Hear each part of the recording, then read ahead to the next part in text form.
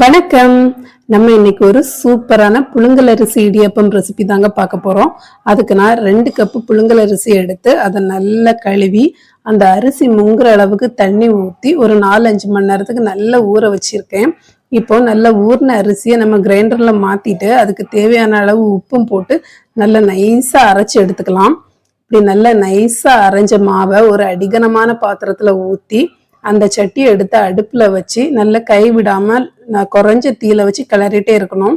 கிளற ஆரம்பிக்கும் போது ஒரு 2 ஸ்பூன் எண்ணெய் ஊற்றிருக்கேன்.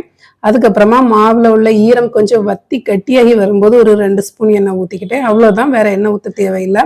மாவு நல்லா வேகணும்லாம் அவசியம் இல்லை. இப்படி நல்லா கட்டியாகி இடியப்பம் புளியிற அளவுக்கு வந்தா போதும். மாவுல நீங்க கை வச்சு அழுத்தி பார்த்தீங்கன்னா மாவு கையில ஒட்டாம வரும். ஒரு மூடியை போட்டு மூடி ஒரு 10 நிமிஷம் வச்சுட்டு கை பொறுக்கிற அளவு சூடு வந்ததும் மாவு நல்லா பிசைஞ்சு எடுத்துக்கலாம். எடுத்துட்டு இடியப்ப குழல், தட்டு, சில்லு எல்லாத்துலயும் எண்ணெய் தடவியாச்சு.